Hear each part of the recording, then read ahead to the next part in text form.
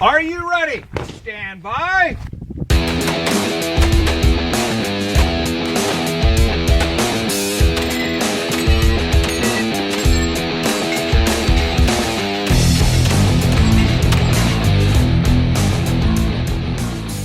Welcome to the Three Gun Show, brought to you by Armalite Rifles. I'm your host, Dave Hartman. My guest this week is engineer, match director, and co-founder of the first IDPA club in Colorado, Mark Passamaneck. And we discuss a very unique match coming up in 2018, the Aguila Cup. If you're new here, the Three Gun Show is a weekly podcast that is all about practical shooting. I shot my first three-gun match in 2011 and completely fell in love with it. Since then, I've shot USPSA, practical shotgun, two-gun, and PCC matches. I have rimfire and precision matches on the schedule for 2018, but I always come back to three-gun, as it is the sport that I am passionate about. The Three Gun Show is my way of giving back and introducing new people to the sport. There are over 170 hours of interviews with top competitors across a multitude of disciplines. Each week, we discuss topics such as gear, technique, training, mental game, and we joke around and laugh along the way, especially when we discuss match travel stories. If you like this type of content, there are several bonus podcasts that you can access as a supporter of the Three Gun Show on Patreon. Patreon is a subscription service that allows you to directly support creators on an ongoing basis. You can find details on these bonus podcasts and become a supporter at patreon.com/threegunshow. That's Patreon. In this week's podcast, Mark and I discuss the Aguila Cup, a unique match that is based on sporting clays, but also has a rimfire and three-gun component, and a huge cash payout for the top performers in each category. We also discuss why matches like these are important for the shooting community to support and how you can prepare for this match. Now enjoy this one with Mark Passamaneck. Mark, welcome back to the Three Gun Show. Thanks, Dave. Good to be here. It's good to have you here, man. We're in the Three Gun Show studios. Yeah, it's a cool place. I like it. The world headquarters. Yeah. Come a long way. What do you think? I think it's cool. I like the stuff. I like the layout. I could spend some time here. Yeah, there's a lot of cool stuff happening here. Like I showed you behind you, there's a workbench. We're going to be doing some install videos and stuff like that. I got some more lighting coming in, backgrounds and all that. We're getting a little professional here. Cool. It looks good. It's not really my style, but we're going to go professional. All right. How you doing, man? Doing good. What have you been up to? I've been busy. 2017 was an interesting year. Mm-hmm. I shot a little fewer matches than normal. As you know, I shoot in some precision. I think I found out that I hunted 32 days. Very cool. Working on a totally new company, not even gun related. That Dean Graves and I do. Drew Bolt. So we're doing something in the oil industry. Oh, very cool. It's pretty cool. So exciting. And yeah. Are you the engineering arm of that, I would assume? We're all kind of equal parts in what we're doing. There obviously is a technology portion. So yeah, I'm doing some technology stuff, and it's actually a patent and a process my dad developed many years ago, and we're going to try to take it mainstream. Interesting. Well, that's great to hear. So, well, cool. So, I know that you've been up to some stuff in the shooting sports as well, and most recent, or I guess the biggest thing that stands out in my head was the American Marksman and the success you guys had with that. Right. So for people who may have been hiding under a rock or like me don't have cable, what is the American Marksman, and what did you guys do with that? So the American Marksman was a couple of things combined. Outdoor Channel wanted a TV show, mm-hmm. and some of the people who were involved in Outdoor Channel, also Cronky Sports, which is the Pepsi Center and the Avalanche and Nuggets, all that. It's like anything sporting related in Colorado, right? Has a big K in front of it. So they had done this thing called 50 for 50, where they took lacrosse players from 50 states and created a tournament. Very successful with it. So they did events, and they're like, "Hey, let's do a shooting sport thing." So Michael Bain called me up and he said, "Hey, how'd you like to run $1 million three-gun match?" I'm like, I could do that. They brought me in, and $1 million three-gun match? Yeah, well, that didn't happen. But anyway, they brought me in, they sat me down and said, here's our concept of 50 for 50, and we'd like to do that, but we'd like to do it with three-gun. Mm-hmm. And amateurs and loaner gear. And I'm like, no. And so when they explained what they wanted to do and how they wanted to do it, between Michael Bain and I, we kind of retooled it a little bit. And that's where American Marksman came from. Mm-hmm. So the theory was to get people who had not competed, who had not been in the competitive shooting sports, but were plinkers and hunters and those types of guys, CCW type folks, give them a taste of competitive shooting. So we did what basically is a postal match, and I assume you know what a postal match is. Yeah, so I do, but maybe some of the listeners don't. So a postal match is where everybody has the same, quote, course of fire, Right. but it's shot all over the country and you mail it in. Right. And so, like, IDPA does this, right? They do. They do some, and Glock Shooting Sports Foundation does that's right. some postal leagues. Uh-huh. So basically, American Marksman went to 200-plus ranges across the country and said, here, we'll give you a timer, we'll give you targets, we'll give you score sheets, and here's how you run this postal match. So people from all over the country went in and shot this .22 rimfire with pistol or rifle all over the country, and based on their scores, they qualified to shoot regionals.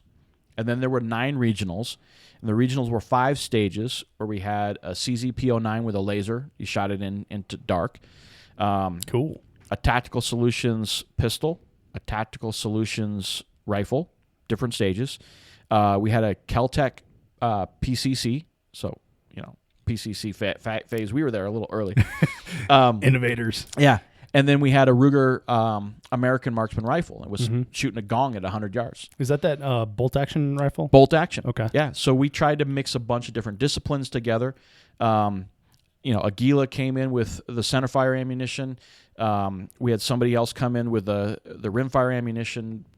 We got the guns given to us by the various companies. Tactical Solutions was phenomenal in helping us keep all those guns running, and we sent them back in between 2 matches, and they rebuilt them all. Nice. So the culmination of that was we had 4,000 people shoot regional events, most of who have never competed before. Wow. That's big. Yeah, and that aired, this week. A year ago, I was down at CMP Talladega in an ice storm running the match. It was crazy. But the it reminds me of another topic we need to talk about, and that's where we choose to put our matches and when. Yeah. So we took those regionals with 5 stages, and we blew it up into the finals. The finals had 37 people. Mm-hmm. So the top lady, junior, mil LE, and male from each of those divisions went and competed. And all the guns and ammunition were again supplied. I did a sporting clays portion. They shot CMP 30 carbines. Oh, okay. Shot 45s. Shot plate racks. Shot some precision rifle. Did a lot of different things. There was a TV show that aired on Outdoor Channel, and I think it was on Sportsman's Channel later. So you can go watch it, take a look at it. How they filmed that with the aerials and stuff was one of kind of Michael Bain's dreams of how he wanted to produce a show. Yeah. It came out really well. But I still have literally hundreds of people that competed in that competition because I was the gun guy. I went to every match. The other people that were working for Outdoor Channel with me on that program, they were sports marketing folks. They weren't gun people. Right. And so, we have people shooting IDPA, USPSA, 3-gun, precision rifle all over the country who had never competed before. Yeah, I shot with 2 of them at the Wyoming Magpul Governor's match. Yeah, pretty cool. Yeah. What was it, Renee? I don't remember the young lady's name, but Riley Bowman was the other guy. Right. I remember him because he's a Colorado dude, and he hung out with us. And yep. So Riley went to the finals. Got to be friends with him because of it. Dane Peterson won the whole thing. Got a big $50,000 check. $50,000. $50,000. Dang. And the dude had never shot a match before. Really? He's just an outdoorsman, hunter, fisher. Great guy, just a great guy. But now he's competing. Very cool. And so we brought in a bunch of people, and it was because of the match format that, and there was some angst, but we said, hey, if you are in the top 10% of any national shooting sports organization or have competed and finished in the top 10% of any major match, right, you can't do this. Right. So we kicked all the top shooters out. I mean, probably, I would say almost everybody who's ever been on your show could not even enter this match. Well, you even told me at SHOT Show 16 or 15. It was 15. Yeah. That I couldn't shoot it. I was right. like, No, can't. I guess you're too good, man. All right. That's a low bar. It was a low bar, and but it's interesting. The reasons that people came out to shoot is because they didn't have to shoot against Jerry Mikulik. Yeah. They didn't have to shoot against Greg Jordan. Yeah. They didn't have to shoot against Patrick Kelly. You know, we've seen a lot of discussions in the 3-gun groups lately of I'm not coming out because. And I think I'm hypersensitive to it because of what I do with the 3-gun show. And, I like encouraging people to come out. But my attitude is if I see something cool and I want to try it, I just go do it. Right. Like that's what I did with CrossFit. It's what I did with obstacle racing. It's what I did with 3-gun. And 3-gun was my very first thing. I went out with all the wrong gear and did it. So I have trouble understanding and relating to that. But I'm finding that there's a lot of people out there that unless they have the exact right rifle, the exact right pistol, the exact right shotgun, that they're not going to go do it. And I think that's true. And I think I won't be negative, but I think there's some personality types that are just like, I'm going to jump in, I'm going to jump off the cliff, and I'm going to land wherever I land. Mm-hmm. There's people like, I'm not jumping off the cliff until I can make sure that I'm going to land okay. Yeah. Well, and there's a certain level of like ego with it. Like people are afraid to be embarrassed because Jerry smoked him so much, right? Right. But for me, like I'm not afraid to be embarrassed. Like I guess I take that back. I am afraid to be embarrassed, but I get over that. Sure. And I understand like, well, if this is something I want to do, I'm going to suck the first time. Right. But people want to be good the first time. I whether you look at Myers-Briggs or you look at, the 4 animals personality types, we all have different personalities. Yeah, for sure. And I think most of the people who are in PRS and 3-gun are generally type A people. Mm-hmm. They may be a type A plus, or type A minus, whatever, but they're type A people.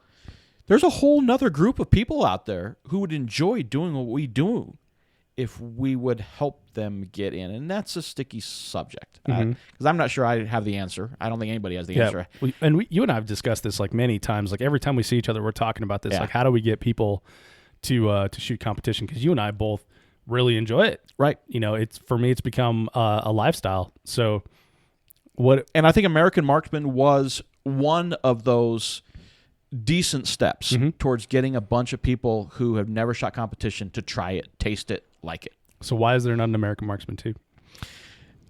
Came down to economics. There was some personnel issues. I mean, Brian Tatum, great guy.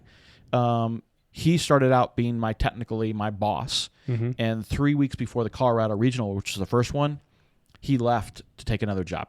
Oh, okay.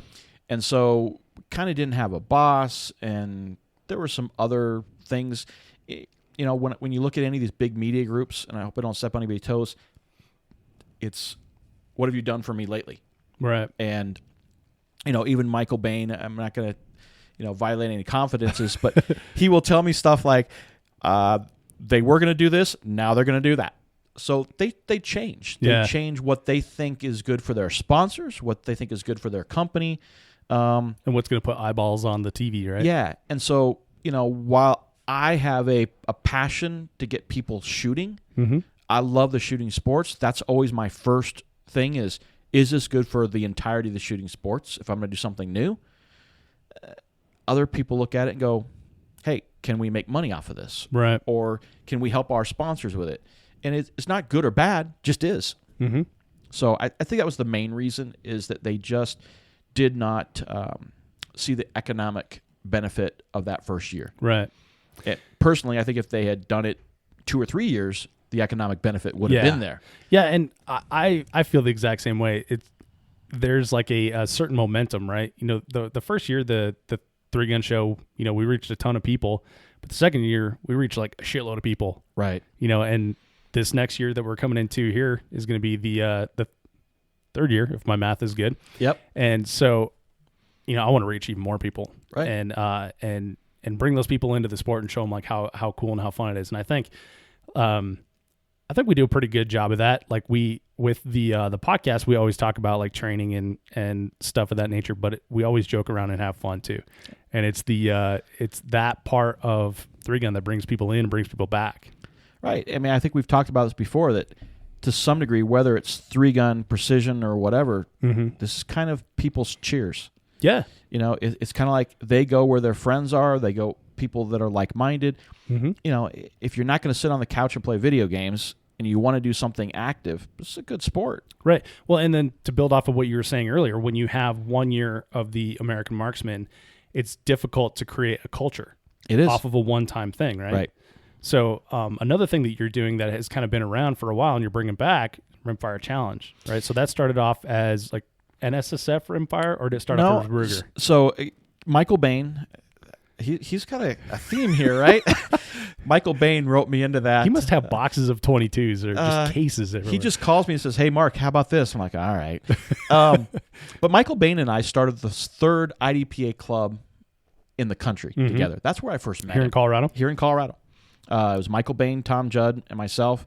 We started that club, ran IDPA for 5 years, and then got out of it and fixed all my bad habits. Cover! I love all shooting sports, but there are some that do cater more to one personality than another. Right. So anyway, Ken Jorgensen, who is on the current board for Rimfire Challenge Shooting Association, and Michael Bain, who's also on the board of the current association, they started Ruger Rimfire Challenge many years ago with a couple of other folks. And it was this doorstep sport.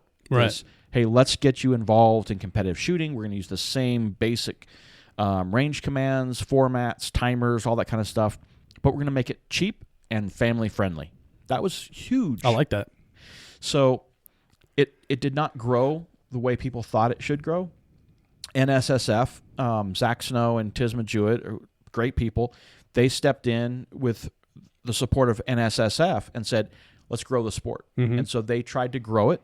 I agreed to be the match director for the first 3 years under NSSF and run one match in Tulsa and then two at Old Fort Gun Club in Arkansas. Okay.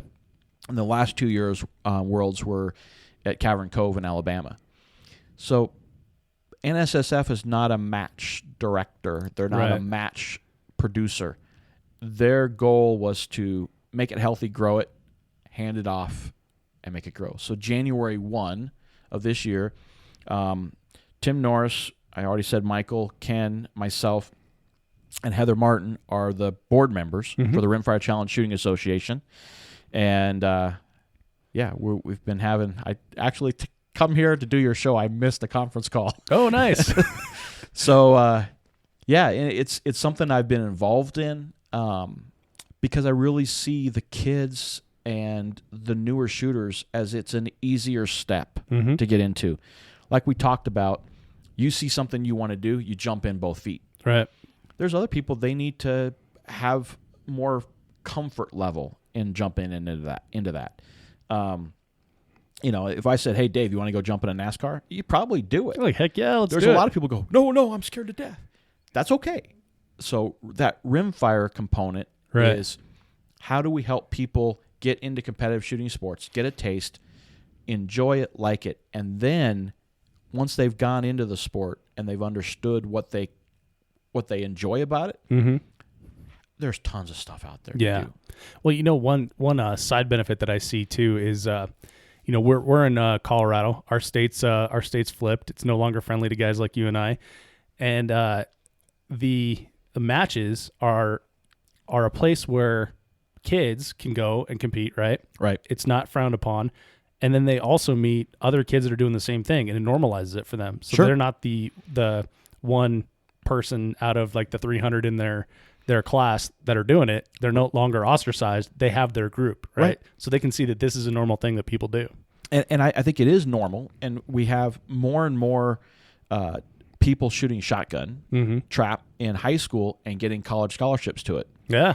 There's I was in Minnesota this summer, and I was staying on Forest Lake Sportsman's Club range where Vortex, correct. What do they call it? Nordic Vortex 3-gun. Correct. And every single afternoon there's trap club, and one of those days of the week it was all high school kids. Yep. Or junior high school, whatever. So if I went back about 4 or 5 months ago and tried to add up and I found about 25 different colleges and universities that offer scholarships to students who shoot. And they put them on their shooting teams. Yeah, it's amazing. Texas A&M has a great shooting team. Yep. University of Florida does.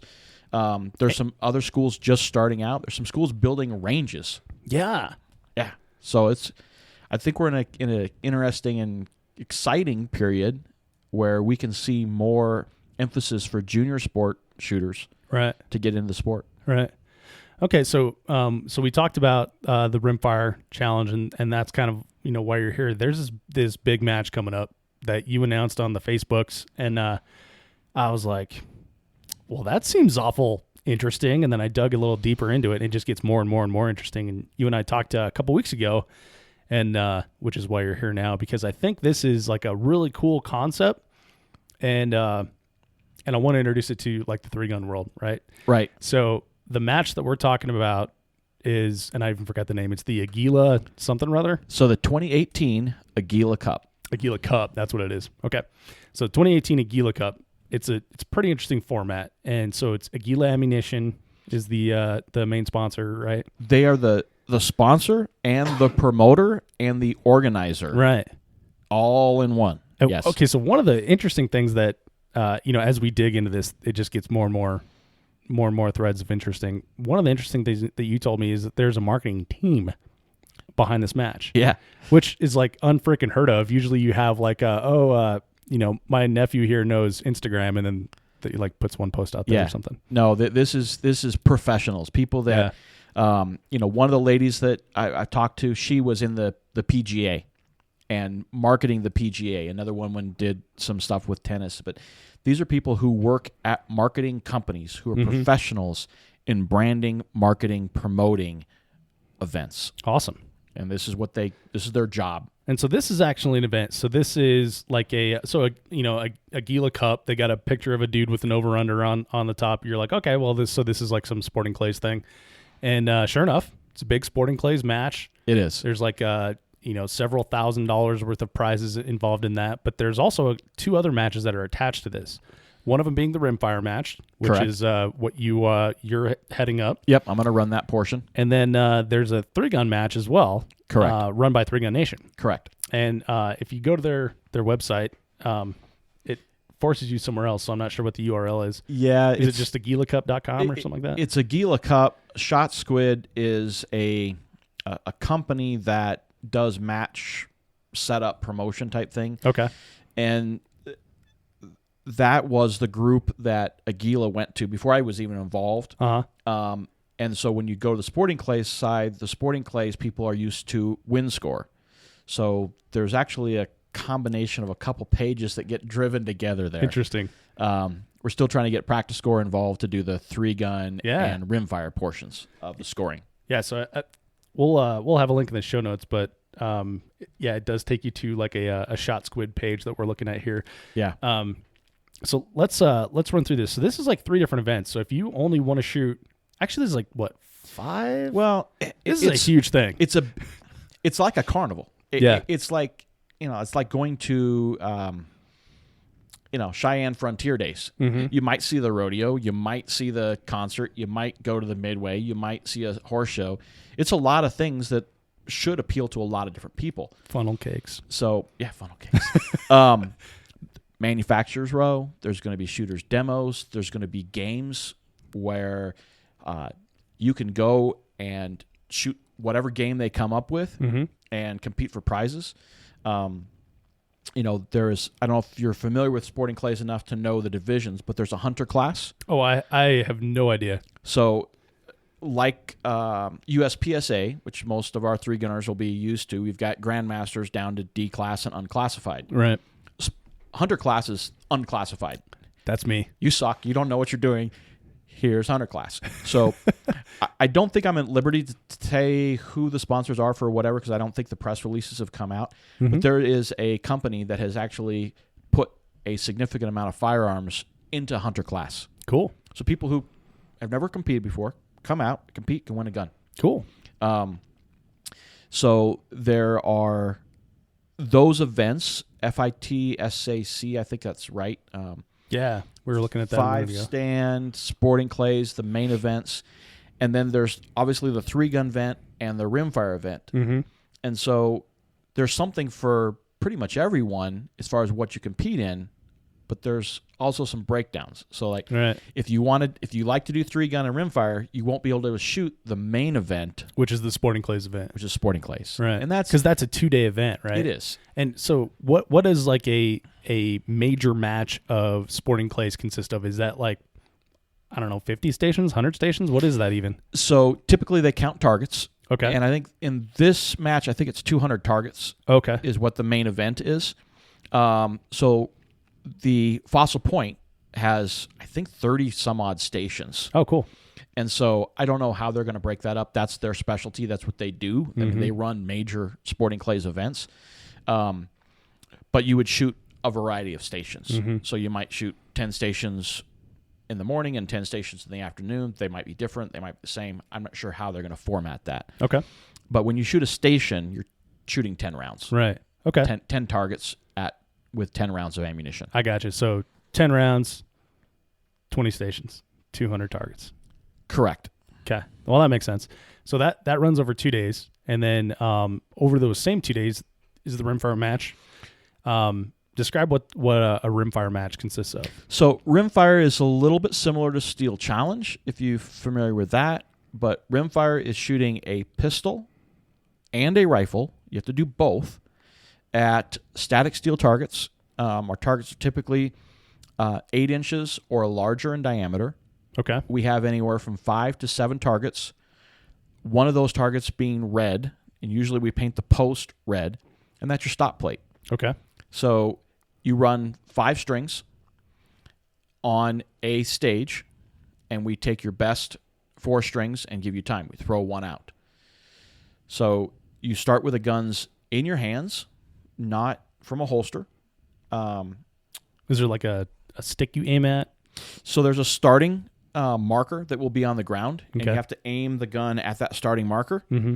And so the same commands we use in 3-gun and USPSA, make ready, are you ready, stand by. At the beep, you shoot your targets. Okay. And they record the time, they write it down. You do that 5 times, and your best 4 give you a time. Okay, so this is very Steel Challenge-y type of format. Very fast. We're looking at 1.5 to 3-4 second runs for the top guys on these 5 to 7 targets out to maybe 25 yards. Okay, cool.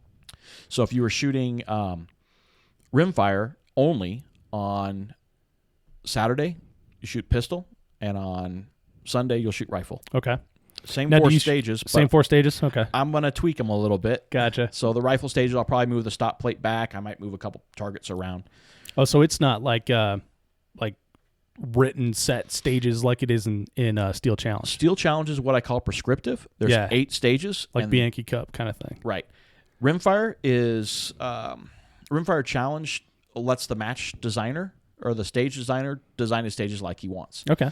So That's you cool. know what a Texas Star is. I do. So at one of the matches I did basically where you had the 5 static plates that were around on the outside, and then the center was the stop plate. Okay, cool. I might have a V pattern, but where you put that stop plate in the sequence is really what dictates to the top shooters the order they're going to shoot those targets in. Right. Now this isn't like action shooting. It's not dynamic. You're doing it from one Standing position? in a box. Okay. Yep. So it's the stages are not prescriptive, meaning that we change them from match to match. Mm-hmm. You're not drawing from a holster, and you're not moving. Now, do you go around with a squad like you do in action shooting? Yep. Okay. Same type of thing. So it's Is there a reset, or are these? No. Okay. no. I like that. After a shooter shoots, somebody goes down and paints the targets. Okay. And so that's for if you're shooting and you're like, hey, I don't think I had a miss. We go down and we count the spots. Right. So Right. we do paint after each shooter, but it's very fast. A 5 or 6 or 7 target array with a 15-person squad, you can run it in like under 30 minutes. Oh, Easy. okay. Now, this sounds cool. I'm trying to think of like what gear I have at home that I can game this with. So Ruger 1022, is that completely acceptable? So there's 2 divisions in Rimfire Challenge, open and limited. Okay. I'll do limited first. Limited has no optics. All right. Other than that, it's pretty much wide open. So a Ruger, Smith & Wesson, Beretta, Browning, 22 rimfire pistol. There's no reloading. Oh, cool. So you can start with 11 rounds in your gun, but if you shoot all 11 rounds and you haven't stopped plate yet, your time is 30. Oh. And that's the worst time you can have is 30. So that's your throwaway. But we do not allow reloading. Okay. Okay. We do allow comps, fiber optic sights on your pistols, but it's just no optical sights. Rifles, same kind of thing. I mean, yes, the 10-22 is very popular, so are AR-22s, your AR-15 based 22s. If you have an optical sight of any kind, red dot, scope, whatever, you're an open. Okay. And is open, or are there still some restrictions there? There are some minor restrictions, but it's pretty much open. Okay. Almost everybody is using a red dot in open. Right. They're not using magnified optics because the Right. targets are really close. Which one's the most competitive division? Open is typically where the top shooters come from. Okay. But then you've got a guy like Colby Pavlock. I don't know if you've heard the name. Yeah. I follow him on Instagram. He won a couple of matches shooting limited, beating the high open shooter. Guy's just too fast for his own good. Yeah. He's a great shooter, really fast. Very cool. So it depends on the match to some degree. As a 3-gunner, I tend to do better shooting limited than I do shooting open because I don't shoot open gear.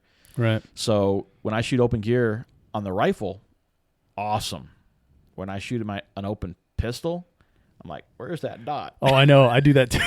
Anytime someone hands me Where's the dot? their open gun, I'm always like, your dot's not on. Like, oh, no, it is. Yeah. So, if you're used to shooting limited, shoot limited. I know there's a couple top 3-gunners have already signed up for the triple threat. We'll talk about that in a second, to shoot in the limited division. So the top shooter in limited, the top shooter in open, the top shooter in 3-gun, and the top shooter in sporting clays all get prizes, cash prizes. Right. So there's division payouts, based on, high in the division that Aguila is going to pay out. And there's some category recognitions as well. So what I'm thinking here, so it's like what, only $145 for the rimfire match? I Or it's think that's $100? right. Let's look. I'm not real good with getting through the website, to be honest with you. People have asked me questions and $100. yeah. So $100 to enter just the rimfire portion, includes registration fee, shooter goodie bag, 2 drink tickets, and a VIP concert and a T-shirt. So And it's a good concert. yeah, we'll get into that in a minute here, but I'm kind of pumped about that. That might be the reason I go down. But so $100 to shoot this. Are we going to see like the top rimfire dudes in the nation come down and snipe this from us? We should. I mean, John Nagel's a sponsored shooter for Aguila. He's going to be there shooting it. I'm sure he's going to pick open or limited. Don't know which one he's going to enter. But if I had to bet money, I'd say he's going to be in the top 4 or 5. Okay. There's a couple other guys that are rimfire shooters that I would definitely say are going to be in the top couple 5. But when it comes to the triple threat, I think it's going to go to a 3-gunner. I really think so. So for the 3-gun portion there, it's $100 as well. Correct. Now that includes all the same stuff that we were talking about and a membership to 3-Gun Nation. Yep. You're shooting 3 classifiers. The classifiers are on the website there, so you know what to practice and everything. Correct. Now, is this the same thing? I bring my own gear to this? Yes. Okay. And are there divisions for this? They have not said what the division's going to be. It's just going to be one division. Oh, it is? My assumption is that they're Probably open, right? Well, my assumption is they're going to do either factory or practical. Okay. Just to keep it more mainline. Interesting. But they have not chosen that division. I hope they get that done pretty quick. Okay. So if I'm going to come and shoot the rimfire, obviously I'm staying for the 3-gun. That's $200 in here. And then now there's this other thing that we were talking about, the triple threat. What is the triple threat? So the triple threat is something that I really lobbied Aguila to put together. They did. They put the sponsor package out, and Brownells has come in with a $5,000 sponsorship for the triple threat. Sweet. So the triple threat is the person who has the highest combined score of 3-gun, rimfire, and the 5-stand. Okay. So you're going to enter 3-gun as one event. Everybody will be running heads up. So the top shooter in that will get 100 points. The top shooter in limited and the top shooter in open rimfire will get 100 points. And then the top shooter in the 5-stand will get 100 points. And then it's what did you do in the other groups? So then the highest combined score of those three gets that prize. Yeah, they're going to get a $5,000 prize package that's going to be, guns and gear. Tactical Solutions is already committed to a rifle for it. Burris Optics is already committed for high-end optic and set of binoculars. We have some other guys we're working with. So it's going to be a $5,000 prize package. Cool. Now the 5-stand, this is kind of interesting. So the 5-stand is $145, but includes ammo, and I don't have to bring guns for this. And we were talking about this earlier because I know like shotgun guys are super finicky about their shotguns. So what's going on with the 5-stand? So they're providing over-under shotguns, and one of their sponsors for Aguila Cup has come in, said we'll provide the shotguns. Aguila is providing their mini shells. Yeah. So what are mini shells? Mini shells are like 1.5 inches. Okay. So are we still gonna be able to hit birds with those? Yeah, they're like 1,145 feet per second. Huh. With us, I want to say it's a 7/8 ounce load. Okay.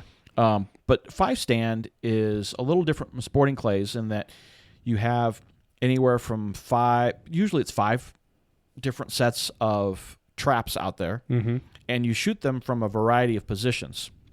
And so you go along the line, you shoot position 1, and they will tell you what birds are going to be thrown. So you may have a bird from trap 2 and trap 7. Okay. So that pair comes out, and you shoot those 2. Right. And then it goes to your shooter to your right, and it goes on down the line until everybody's shot. Then you rotate to the next position. Well, you may have only 1 bird to shoot from the next position. It's a total of 25 birds in the 5-stand. And so you're shooting those from a variety of positions, from a variety of traps. It's not exactly like sporting clays in which you sit there and you get to shoot the exact same double 5 times. You don't really ever see the same presentation. So your wing shooter has maybe a little bit of advantage over the trap shooter. Let's put it that way. Okay. Interesting. So it's fun.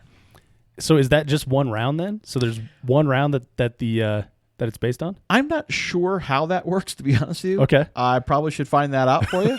That's cool. I think it is one scored round. I'm not sure if there's a warm up to that. I'm not sure exactly how that works. Gotcha. And now, if all that doesn't sound like fun, and you're just in it for the sporting clays, that's a $299 entry fee. Right, and that has a couple things. There's a prelim, and there's also the main events. Okay. And so there's some other things that you can do, regardless of what events you actually enter. There will be those other games and things that you can go and shoot too. Right. So. And so for the several winners of rimfire, of 3-gun, and sporting clays, there's like $65,000 in prizes. Well, there's $65,000 in cash and prizes to the whole thing. Right. Rimfire and 3-gun have an allocation. I can't remember what the number is, like 15%, something like that. So the people who win those and down a ways will get cash prizes. Okay. They're pretty significant cash prizes. Yeah. I mean, more than we see at most matches. Yeah, no kidding. Well, okay, so you told me one thing earlier that I find interesting. So there's been matches in the past where it's like, hey, stage win here is like $1,500, $2,000 or something like that. Right. And then you get to the prize table and you find, well, this guy also took second place, but now he can't walk the prize table because he took a $1,500 cash prize for a stage win. Right. And that sounds like the same sort of thing we're going to see here. So there will be one winner of the triple threat. Right. So that prize package, which is really the only major prize package at the whole match, will go to one person. Because the rest of the prizes are cash. The rest of the prizes are cash. So this one prize package from Brownells and all the other folks goes to the triple threat winner, and then if that person wins first in, say, rimfire or first in, say, 3-gun, they're not eligible for that first place prize, right? He would forgo that prize, or she would forgo that prize, and it would roll down to the second place person. Okay. So whoever wins the triple threat, they get that prize package, and then everybody else in their divisions. So say the person who won the triple threat got second in 3-gun and fifth in rimfire and ninth in 5-stand. Mm-hmm. They would vacate all of those prizes and they would roll down to the people below them. Okay. And they would just take that one single prize. I gotcha. Cool. Well, sounds like fun. I like the idea of the multidisciplinary sort of thing, and this is like an actual event. It's not just a shooting match. It's an event. Yeah. I mean, the manufacturers will be there in huge. They're bringing out their trailers and their corporate staff. I mean, not just a person. I mean, a lot of the sponsored shooters will be there manning their booths. It will be a big, like a mini. It's not going to be like a SHOT Show, obviously. Right. Kind of like but you'll be able to see the manufacturers' wares and what they actually sell and what they display. Probably more so than any other match that I've been to. You're going to have that manufacturer presence. And what one cool thing that I noticed, I was cruising through the sponsorship package that they have on their website, and first of all, they're asking for significant dollar amounts for sponsorship. Yes, they are. More than any other package I've ever seen from a match. Yes. But if you look at what's included, there's like for the higher levels, it includes your hotel, includes like meals, obviously the concert, and Right. and that's for their like corporate people. So it's interesting because they're trying to entice like actual participation from their sponsors rather than just sending a check and then looking the other way. Right. You know, what we've been used to in 3-gun is if you've got a sponsor, even a title sponsor, they send some guns and they may send a representative. They're really relying on the match to promote them and sponsor them to try to get some return on that investment for being a sponsor. Right. In this case, when you sponsor, you're all in. I mean, they expect their sponsors to be there. They expect their sponsors to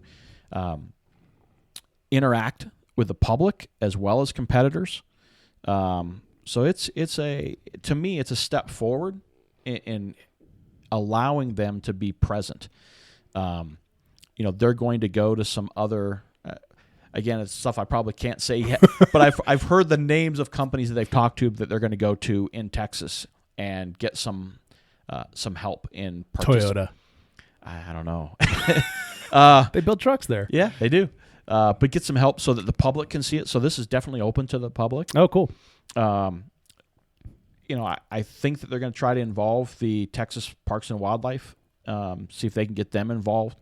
So it's a much bigger scale of marketing and promotion than I've seen it, even the big matches that I've been to that were all corporate sponsored. Right. So this is it all sounds like really cool, and it does sound like a bit, like we were saying, like a big event. So the concert that is going to be attached to this is Wade Bowen, right? Yeah. So if you listen to country music, you know who that is. Mm-hmm. And that's pretty significant in and of itself to have like an actual decent concert to be attached to the show. Yeah, and and I saw it when I was there. There is a new hotel and conference center in Decatur. Mm-hmm. Wasn't even open when I was there. That's Right. where all this is going to happen. Right. It's a phenomenal place, and these are non-gun industry corporate sponsors that are getting involved. The city, the hotel and corporate center, having a concert with a big name headliner. Yeah. It's pretty cool. It is cool. So when is the match? It is June. I will get my dates wrong. I think 17, 18, 19. Yes. I think that's correct. 17, 18. It's got to be 16, 17, 18. 16, 17, 18? Okay. Let's look. Yeah, June 14, which is Thursday, through Sunday, June 17, There you go. 2018. All right. And this, you said Decatur. It's Texas. Yeah. We got to talk about that, Mark. Texas in June. Wasn't my choice. You know how I am about heat.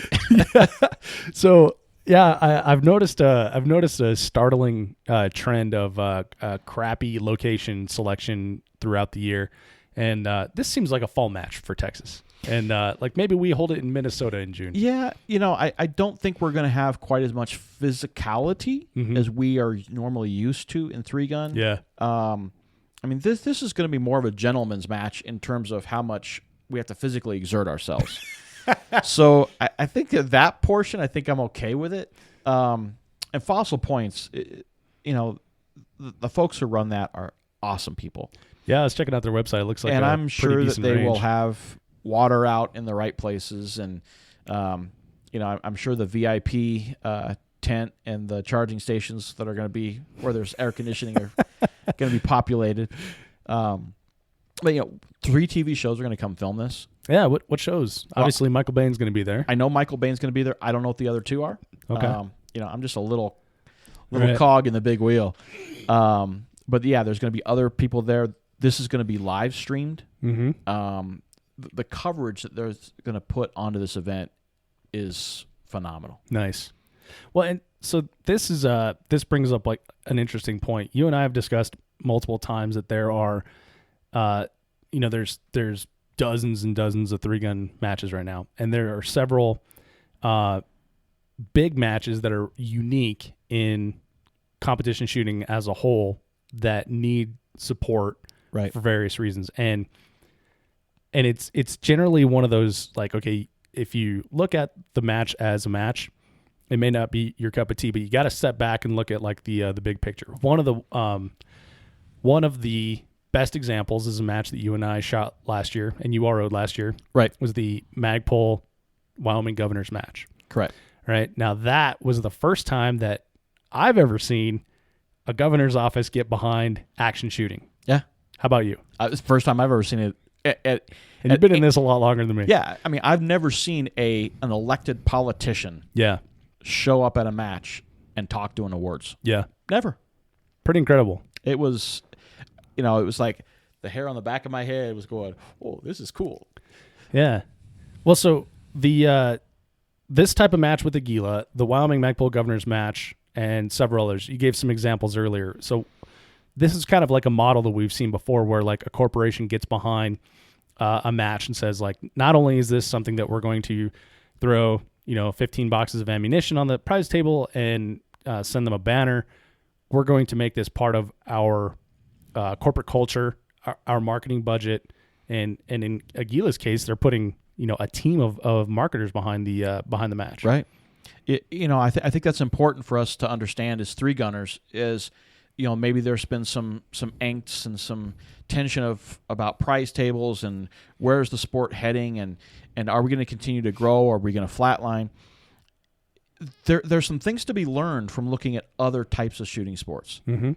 The clay target sports are, by any number of metrics you look at, the largest shooting sports. Right.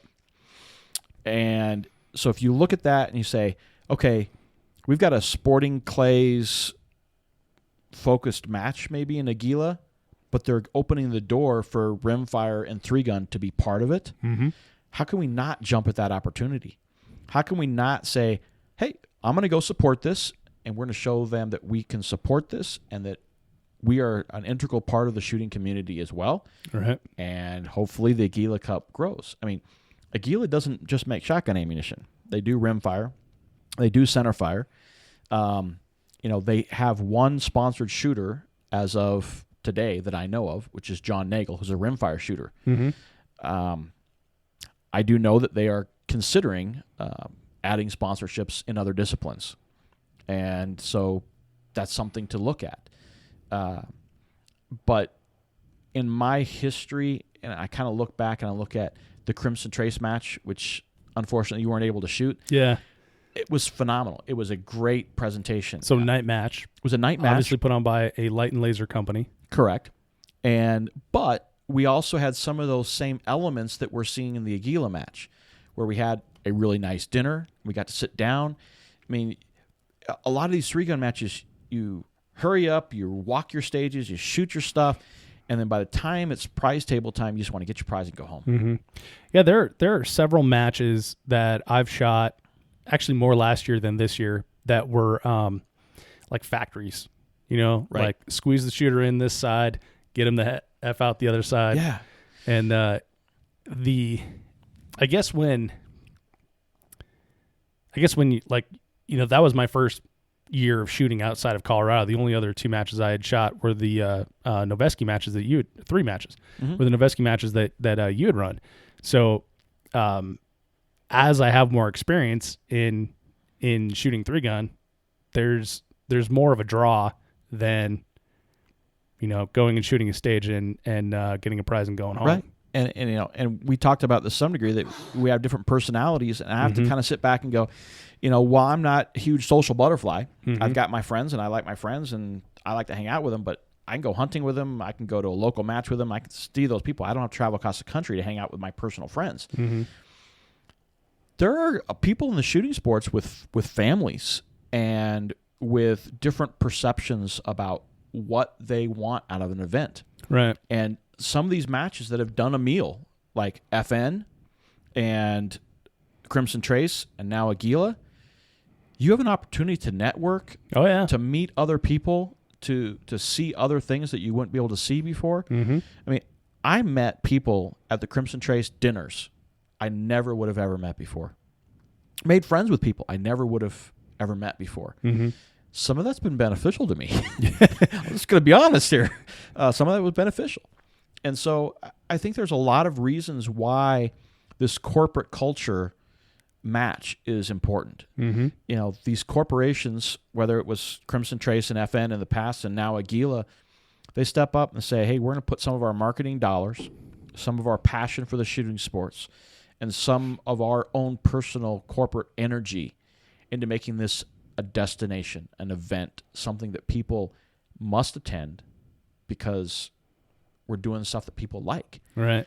And hitting a lot of the check boxes that would appeal to a lot of different types of people, not just, here's a prize table, here's fast stages, here's long stages, whatever, that you could bring your family to this if you wanted to. Yeah.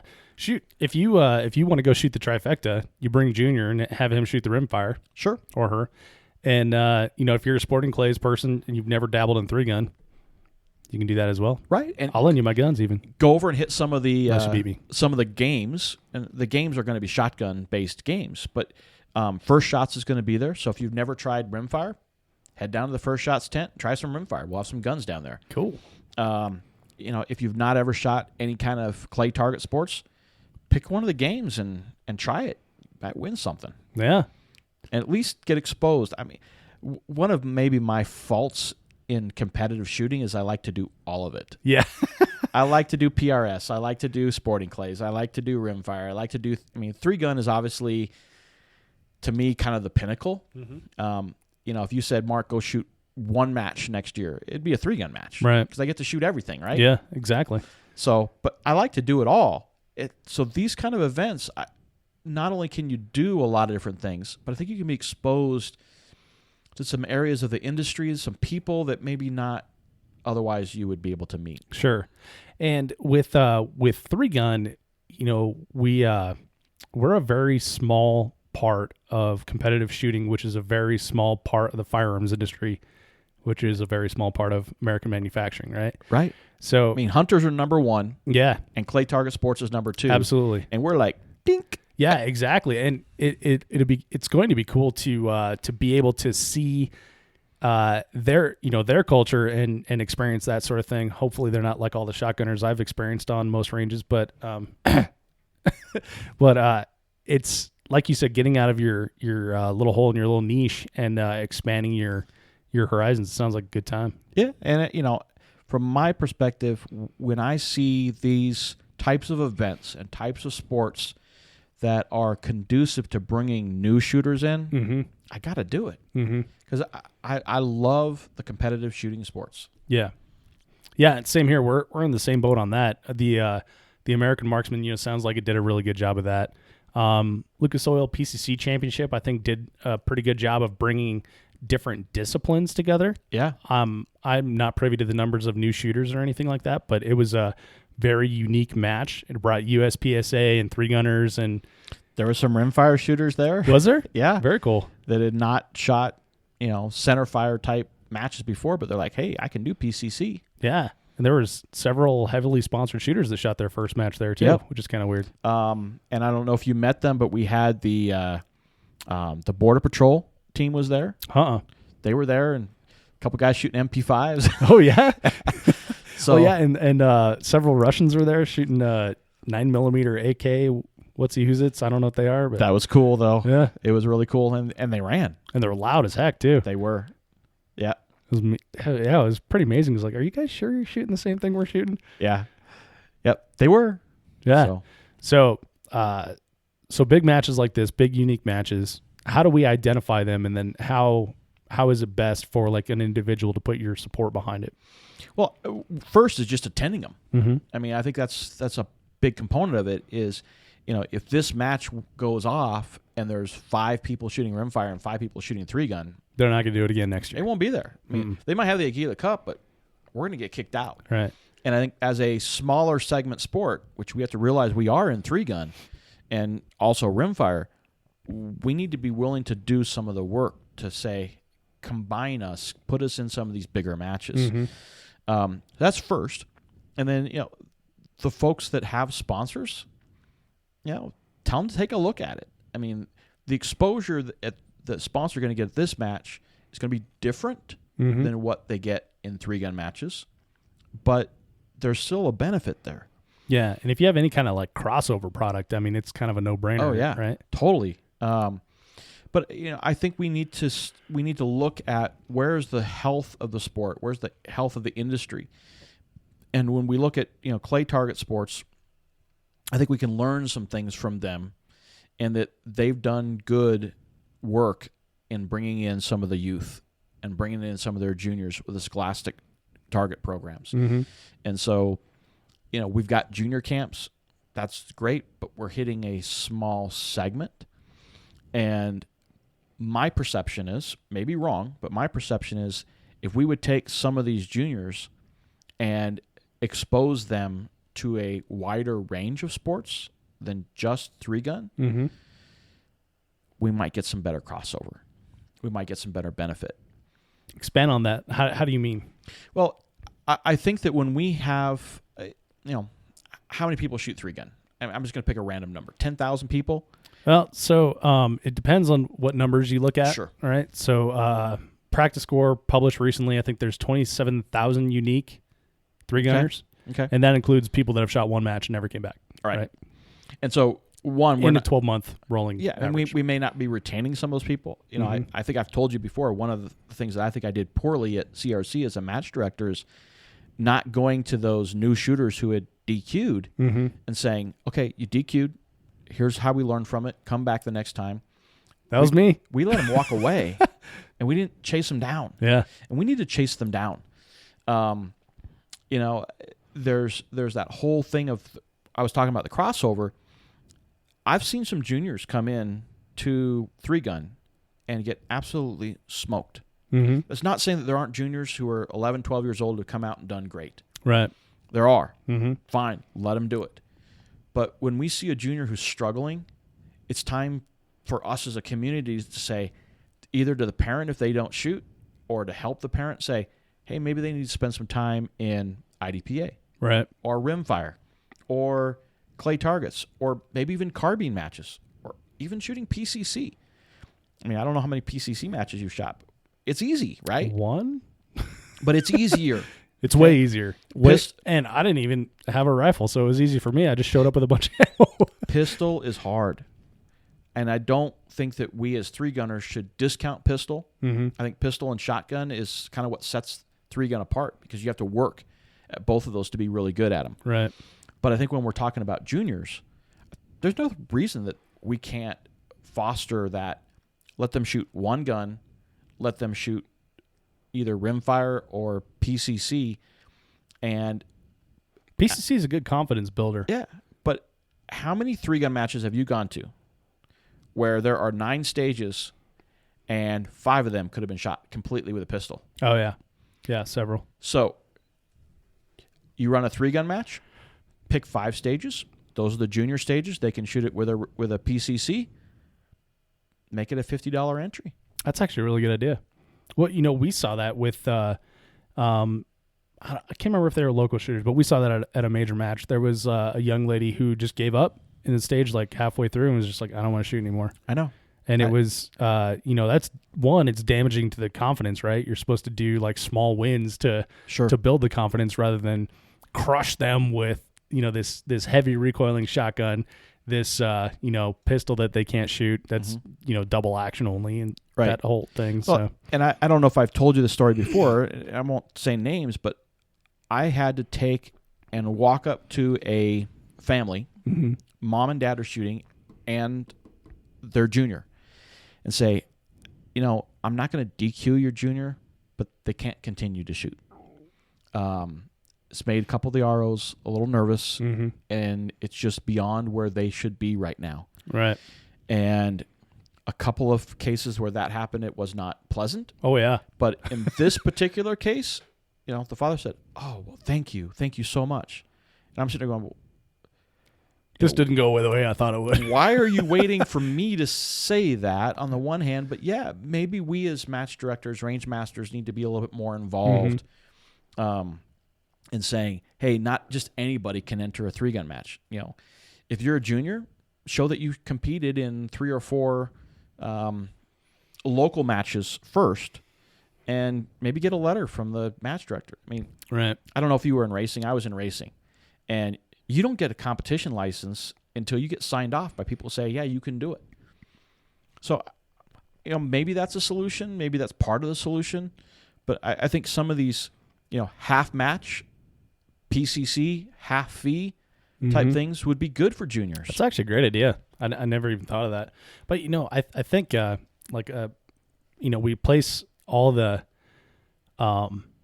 responsibility on the parents, right? And I think for a good reason, obviously. But of course, parents should be able to, this is from a guy who doesn't have kids, by the way, so take it for what it's worth. Parents should be able to identify, like, look, my son or daughter is not ready for 3-gun. Like I suck at 3-gun, so why would my daughter be good at 3-gun? Right. That sort of thing. And then take that step back to rimfire. Like we've talked about before this. We talked about when we were in Wyoming together. We've talked about a number of times, like rimfire matches are like the perfect entry to it because, like you said earlier, right. Same commands, no movement, lighter guns, no recoil. Mm-hmm. There's just a whole lot more.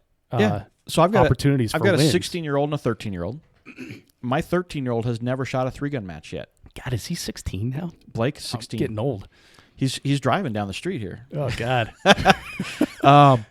But Hunter, my 13-year-old, he's going to shoot precision. Mm-hmm.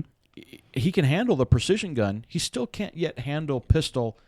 He can do it safely, mm-hmm. but it just beats him up a little bit too much. Mm-hmm. And shotgun is just a little bit much more. So he's going to shoot some 3-gun matches in 2018. But at 6 years old, he shot in the Rimfire World Championship. There you go. Got a plaque. Happy as a clam. So I think sometimes we push our kids too hard. Right. My wife and myself, our parenting style is more expose them to it. And if they like it, they're passionate about it, and they're safe about it, facilitate it. Mm-hmm. But, one of our kids we exposed to playing an instrument in the band, didn't like it. Did it one year, done. The other one, he likes it more. So we let them try things. And I think in the shooting sports, it's the same thing. There's a lot of different paths out there. There's a lot of different skill sets. There's a lot of different personalities, and it all doesn't have to be just one. Right. Yeah, and because 3-gun is so fun, such a kick in the pants, we lose sight of that a lot as a community and as a culture. We do, and I mean, it's fun. I mean, some of the best people I've ever met have been 3-gunners. Yeah, for sure. And I still say, like I said before, if I could only shoot one match, it'd be a 3-gun match. Mm-hmm.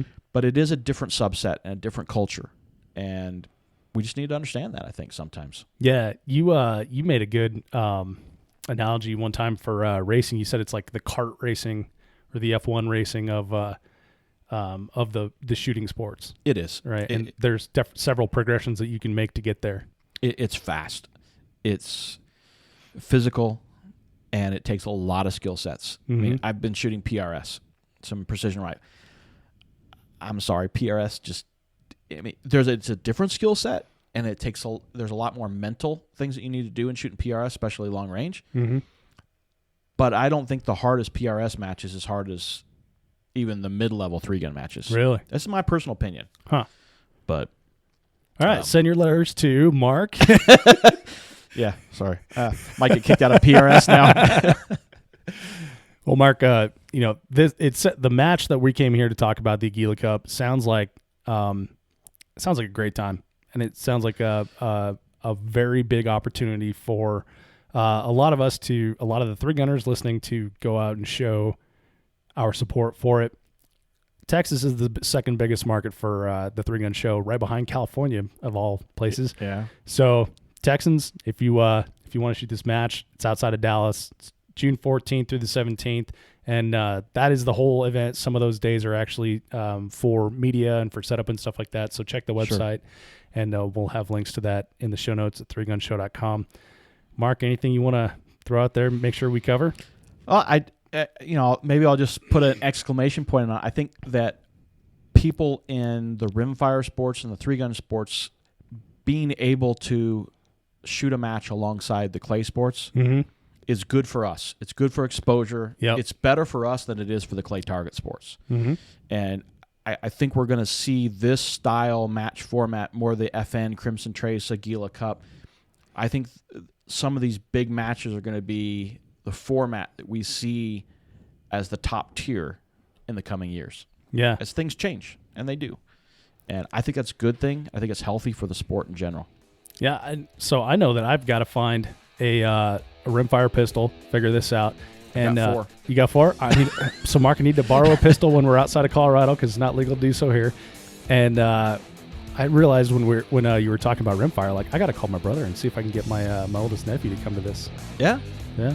I mean, it should be fun. He's a clay shooter, and he wants to shoot 3-gun because he listens to the 3-gun show and all that stuff. So you got to make something happen. Make him do it. Yeah.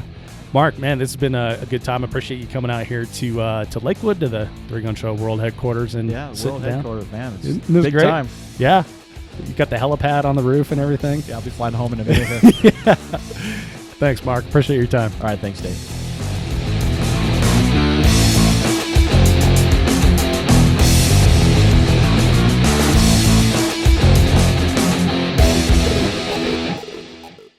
If you are finished, unload, show clear.